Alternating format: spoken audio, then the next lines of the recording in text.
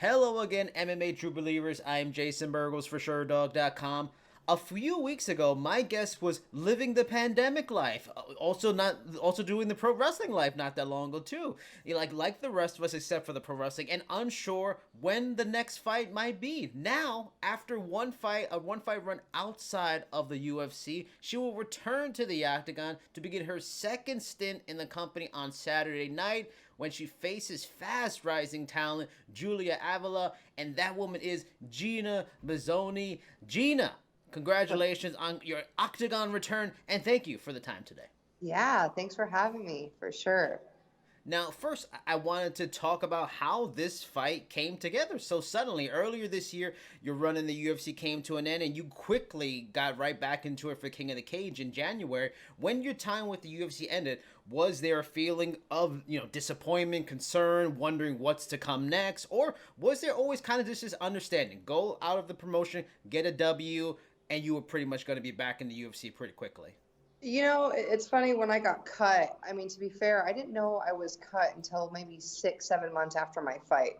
So the previous management I was with kind of kept just told me like, oh, just stay ready and you'll get a short notice fight. And then I was even like messaging them like, hey, if one of these girls fall out, I'll jump in. Like I just kind of always stayed ready and always stayed in shape and always just whatever.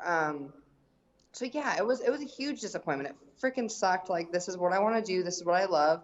I really truly believe I deserve to be in the UFC, and for this fight, like an opportunity came arise, and I'm ready. Like I've been training, my weight's good. Like I mean, every the stars are starting to align. But yeah, it was one of those things too, where I mean, I was kind of expecting to have to get a couple more wins to get back in, but it was a situation where you know, I feel bad for her because like nobody, I think she had 4 fights fall through for athletes not being able to Yeah. compete. So it's like I'm grateful that I'm sure she's grateful that we get to fight, and I'm more than happy to be back in. And yeah, so things are happening.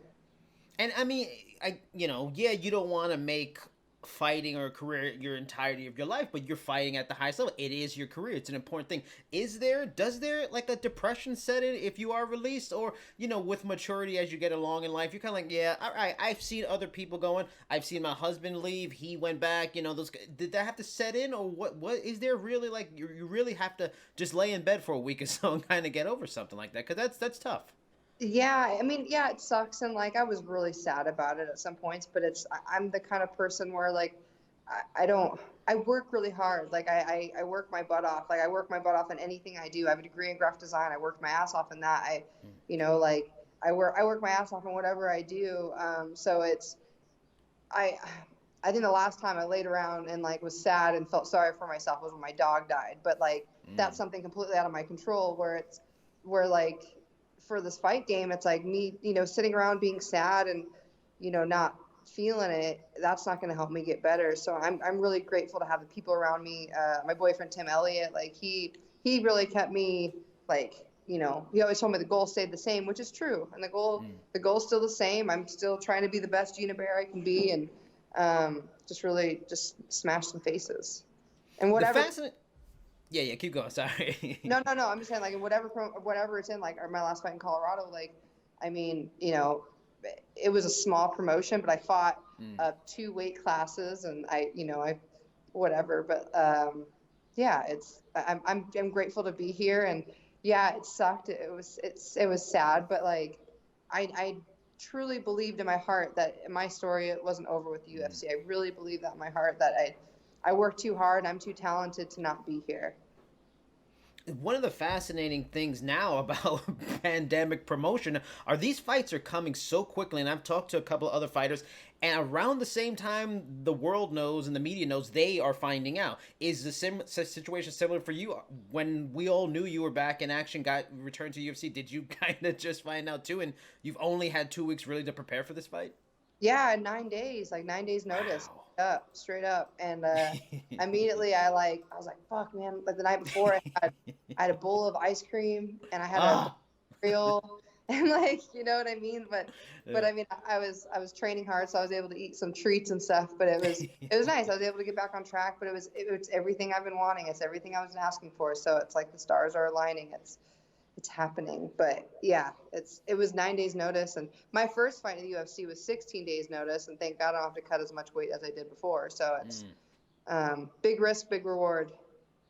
And like kind of going back to a little bit what we were just talking about, but also stepping forward, do you feel an extra pressure for this, like because it's the return? Yes, this is not the end of the world. You've shown you can come back. You can go anywhere you want. You're talented enough. But is there a new pressure, like I gotta make this count, especially the first fight back? Do you feel like I have to be impressive and make them want to keep it even longer, think about extensions or something like that? Or do you feel like, since if it's a multi-fight deal, all right, I have my chance, let's not put a whole bunch of pressure on this, let's just try to be calm about it and then worry about it later? Like, what is the thinking when you return and that first fight back? To be fair, like I just found out I'm the biggest underdog on this card. I'm the biggest underdog, Wow. and I'll fucking take it. I'll take, you know. I mean, to be real, like she's got all the pressure. Like she's been scheduled to fight since like I think before December. Yeah. So for me, if that was me, I'd be training that whole damn time. But with that, it's kind of like when you're training for multiple camps, like you've got injuries, you've got like mental shit to deal with. You're exhausted. You get burnt out. Like I mean, to be fair, I've been enjoying myself with my man and like my team and like training and going hiking and not having that anxiety and pressure of having a fight. So it's like, yeah, there's pressure. I mean, there's always pressure. My Mm, very first fight was the biggest fight of my life. My second fight was the biggest fight. My third fight was the biggest mm, fight of my life. It just the goal stays the same, and it doesn't. Yeah, it's. I mean, yeah, of course there's pressure, and like especially being an underdog, which I'm kind of always an underdog. There's pressure, but it's I to be fair, I don't fight for the fans. I'm fighting for myself. Like this mm. fight, I was like, this is just really for me, and like, and my team, and like my coaches, and like I just want to show like all the shit we've been working on, and just put on a show. And then the people who think I'm an underdog, then they can then they can like me again. Should we assume there's gonna be some money coming in and you're gonna put some money down on yourself then? Shoot, might as well. Tim goes, I will.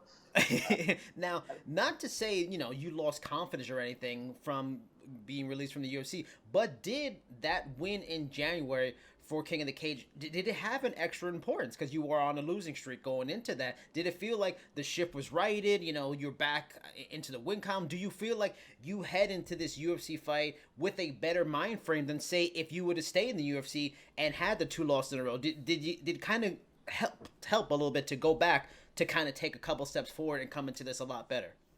So to be fair, the Colorado fight, I'm not gonna lie. Like when I won, I was like, meh. Like Hmm. I should win that fight. I should. Okay. I train every day, 2-3 times a day. Like there's no reason why I shouldn't have won that fight. And not Mm. trying to put anything on the opponent, but it's like I just fight and I train at a completely different level than a lot of Yeah. female fighters. Um, but Tim, stop, please. You're distracting. I'm playing with ping pong balls and it's distracting me. Uh, um, but does it put more? Sorry, I forgot the question. Do you go into this fight feeling better, more Oh, confident at all because you got back to winning? okay. So what I feel like what it really comes down to is like having the losses that I have on my record from the girls that I've lost to. I've lost to really good girls Yeah. and like Yes. really really game opponents, and so that's kind of sick. Like, it, I mean, and if anything, that gives me confidence that it's like the worst has already happened. I've been Mm. subbed by Sarah McMahon. I've got held in the cage by Lena Landsberg, and I got knocked out by Macy. Like, so going to this fight, it's like, bring it at me, like throw it all at me. I'll fucking take it. Cause I mean, the worst has already happened to me. I got knocked out in the first round. Like for me, that's the worst thing that could happen. So it's like, it's already been done. And I persevered and I kept going. And, I've also been like meditating a lot. I know that sounds Hmm. like super hippie and whatever, but it's like helping with my confidence too. It's just like getting back to me and not like worrying about them, not worrying about homegirl that I'm fighting on Saturday. Like it's not about her on Saturday. It's about me. And I'm feeling very confident in myself for sure. But but unfortunately, the win in January, it was good. It was nice, but it wasn't like I'm chasing the fight feels like I'm chasing that I want to get my hand raised in the UFC cage. I really do. That's what I'm chasing after. What I love about the sport more so than boxing, and like boxing is to me so much more based about record. Like, oh, you got to be undefeated or one loss, two losses, and then multiple losses makes an idea that, oh, this is who the person is. Well, in MMA you can have losses, and there can be these big growth spurts going forward. Like Robbie Lawler seemed to be at a point where he hit a ceiling, and then he went forward, to another level. Jeremy Stevens, all kinds of guys. Do you feel like, based on what you tell me, doing the meditation, you want to show what people what you've done, the new changes, the differences you made? Do you feel like the people that didn't see you at King of the Cage and haven't seen you since your last fights are gonna see a different version of you? Or like, do you feel like you've maybe taken a different kind of jump forward, and in a lot of ways this last year or so has been a really growth period for you? I really think it has been, because it's also too, I've been in uncomfortable situations in the sense of like, I'm 31 years old at the point. 2 weeks ago, I wasn't signed with the UFC. I wasn't signed with anybody. Had no idea what kind of future I was leading. But all I knew is like, I just feel in my heart that there's something more, and I just, like, the goals stay the same. Just kind of kept on track, and yeah, I don't know. It like having the uncertainty of like, of not knowing what's going to happen. I think it really helped my growth quite a bit. Like I feel like I'm putting a lot more things together because I'm not putting so much pressure on myself, and I'm not, I'm just having fun with my friends. You know what I mean? Like, I love fighting. I love this shit. I love getting my face grinded in the mat by my teammates, and I love grinding my teammates' faces in the mat. You know what I mean? Like, so it's like, I feel like I've gotten back the love for the sport, and like, it's such an unforgiving sport. Anything can happen. But I really think there's going to be a new Gina Bear out there. Also the same like grindy shit, but I feel like I've really improved. I don't know. I feel a lot more. I'm more classy.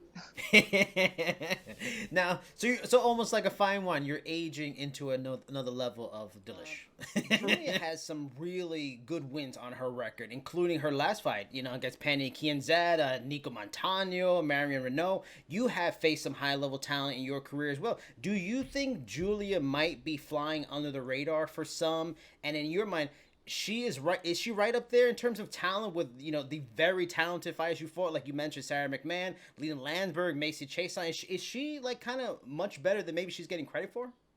Oh, she's good. I mean, like, I feel like everyone that I'm such an underdog compared to her. I think she's getting enough credit for sure.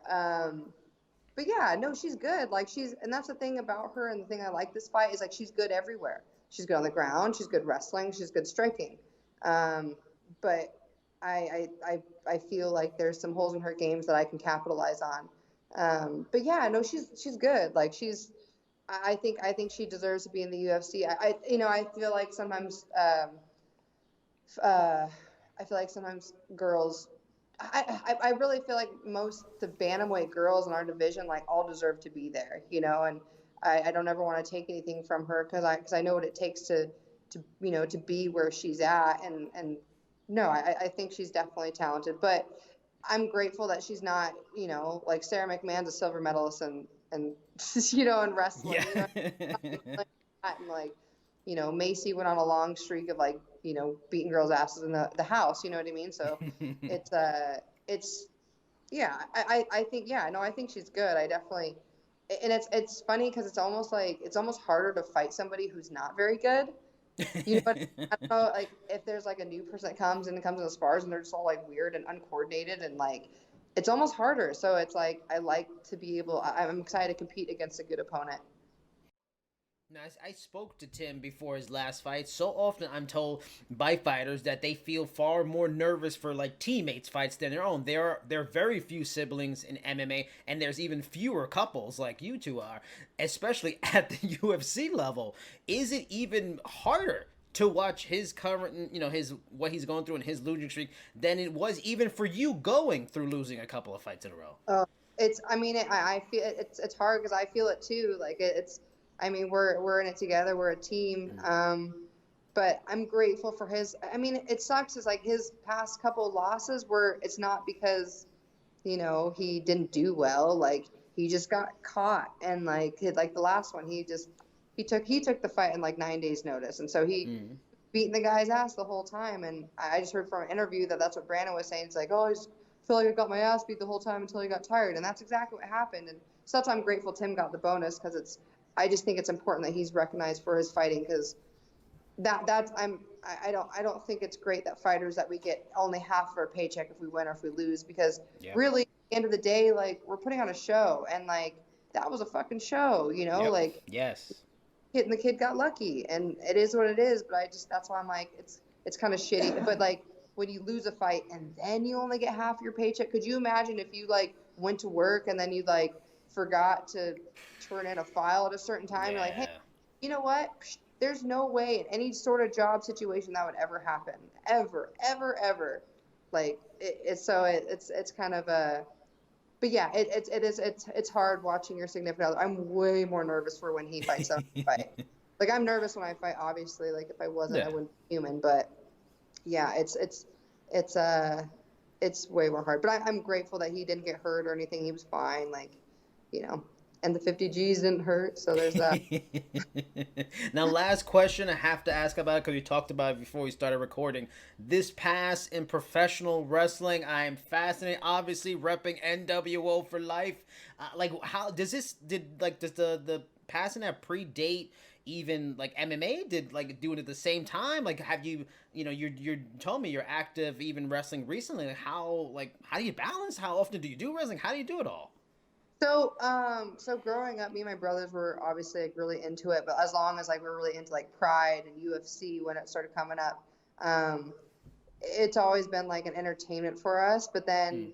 then my one of my brothers, Dave Mazany, Dave the Pain Train Mazany. His gimmick is he's the Pain Train, and we've done a couple tag team matches, and then the one I did a year ago was a solo match. And but yeah, unfortunately, I haven't put as much time as I would like to training more pro wrestling, because that would be a thing I would love to get into one day, like professionally, and actually get you know WWE level. That would be Yeah. really amazing. But yeah, it's so much fun. The thing I love about it is I still get those like nerves of like going, and like the butterflies on my tummy Yeah. of like performing. But I also know the outcome. You know what I mean? Okay, we're gonna suplex, and then whatever, like run the ropes, and I don't know. But yeah, no, pro wrestling is really fun. I love it. I mean, and you're still so young in your life. And would you say that, let's say this second effort with the UFC doesn't go your way or whatever, maybe 2 or 3 years from now, it doesn't work out. Would that be a thing? Like Shayna Baszler is one of the best performers that WWE has. She got into it much later. I think probably even later than you would. Would Hmm. that be something that you would fully make the transition and maybe think about? Because there are so many companies out there that you can make money. AEW, Impact, and stuff like that. It doesn't even have to be WWE. Would that be something you seriously think about if this run doesn't work about? Absolutely, absolutely. I mean, even if it did work, you know what I mean? Like, even if I do well in my last run, on my next run, uh, like obviously that's a plan, but I mean, the better I do now, the better I'll do down that way, because then they'll Mm. want me more. And, but yeah, I think, because I mean, I eventually, like, I want to have a baby with Tim, and like I want to Mm. like do family shit. But if I have a baby, like, I don't know if I could be a Yeah. professional fighter at the same time, because I mean, like, proud of all the moms that can do it, but I don't know if I could put my little human having to watch mom get in a fist fight.